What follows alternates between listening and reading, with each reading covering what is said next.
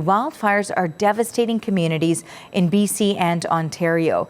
The wildfire burning near Clinton, British Columbia is growing, forcing people in neighboring communities to flee. The evacuation order for 70 Mile House is now in effect, and the fire threatening the area is the result of two fires merging into one, now burning more than 600 square kilometers. Some evacuees from Clinton now fear for their neighbors. There's a lot of conflicting emotions. And there is still great concern. We know the fire could loop around and threaten us again. We're very concerned for our friends and neighbors in 70 Mile House too. The city of Kamloops is opening its doors to hundreds of evacuees, many of them unsure when they will return home or what they'll be going home to.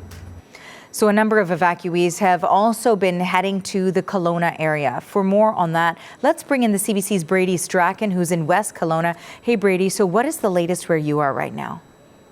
Hi, Arthi. Yeah, as you were saying, it's just been a really stressful last couple of days for people in the Clinton and 70 Mile House area.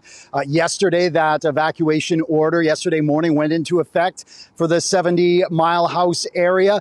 And as evacuees come to reception centers like the one in Kamloops, we've had a chance to speak to them about what they've been through, especially in Clinton, where we know that there is property damage, that some homes and structures near in the south end of that community are confirmed as burned. We spoke with one man who was there, and he got his family out and he loaded up his pets and then was getting ready to go, locking up his shop when the fire came over the hill and pushed by really strong winds. And as he was leaving, he saw his house and his business catch on fire. And so just a harrowing story that he shared with us.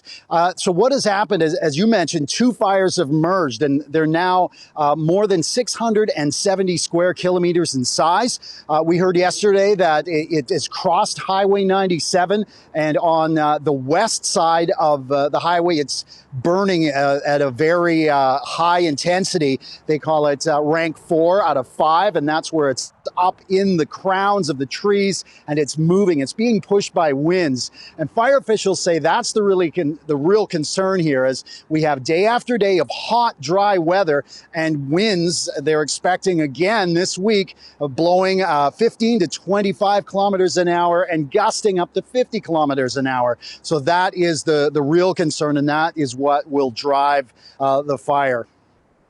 Now, you mentioned, of course, Brady, that it's a very stressful time for all of those individuals who've had to leave their home. What are you hearing from those evacuees? Yeah, we had a chance to speak to some people that left the 70 Mile House area. At one man who was in Pear Lake, which is a very small rural community, and he mentioned that he spent the last couple of days just waking up countless times throughout the night, going in and checking his property, his neighbor's property, putting out spot fires as they emerged, and he was just exhausted, but felt that he had done his best until firefighters had come and said, "Look, we've got this. You need to leave." And he was in Kamloops and spoke to our reporters there, just exhausted. Said he's looking forward to sleeping in a hotel room and catching up on the sleep, knowing that firefighters are there to protect his community. We've also heard that there are firefighters with structural protections in place in Clinton, and they're building fire lines in that area to protect the community. And the town officials say that they hope to get a better idea of the destruction in the coming days as they're able to get into some of the areas that were